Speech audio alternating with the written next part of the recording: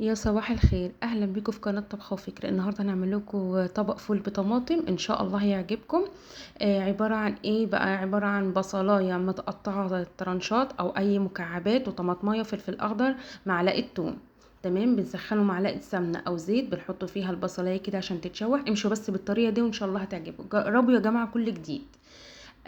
بصوا، بتشوحوها كده لحد ما تاخد لون كده وتطلع ريحتها، وبعدين تنزلي بمعلقه الثوم. في هنا سر التحبيشه بقى، دي خلطه انا كنت عاملاها للمشاوي، تقدري ترجعي للقناه لفيديو لخلطات المشاوي هتعرفيها هي ايه. دي تحبيشه بقى هتودي الفول في حته تانية خالص.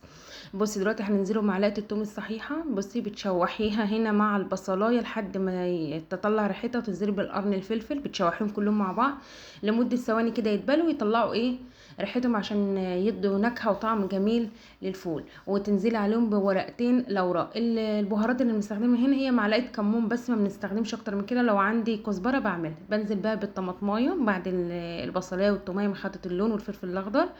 بتتسبك واحده واحده على نار هاديه كده، عشان ايه؟ تبقى طعمها حلو يعني، وتختلط مع الفول كده تبقى حلوه. بصوا هنا اتسبكت، بصوا بقت تقيله ازاي، كل الخضار خد من طعم بعضه. هنا بقى بنزل بتحبيشه الفول اللي قلت لكم عليها. دقه فلفل احمر وفلفل اخضر وكمون وليمون وخل وتوم، كل ده ضربات في الخلاط. وخليها تحبيشه الفول لاي حاجه للمشاوي، دي خلطه هتلاقوها على القناه ان شاء الله. هنا بقى بصوا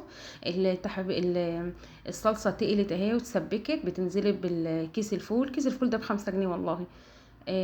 بس ايه، ما بنستغنوش عنه في الفطار. طبعا نزلت الفول ببدا ايه اهمكه كده زي ما انت شايفه بالمعلقه، عشان يدوب كله في بعضه، عشان ياخد كله من طعم بعضه. وان شاء الله الفكره دي هتعجبكم، والطريقه دي ان شاء الله هتعتمديها.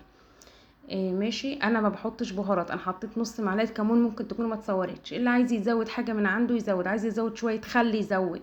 ده كله بذوق انت. هنسيبوها تتسبك دقيقه كده على النار، وبعد كده بصوا هنيجي نغرفوها في طبق زي ما انت شايفه كده. بصوا بصوا شكله، ريحته بقى مش قادره اقول لك والله يا جماعه روعه وجميله. ان شاء الله هتعجبكم. لو اول مره تشوفوني، انا اسمي فاطمه، اتمنى تدعموني باللايك والشير وتشجعوني.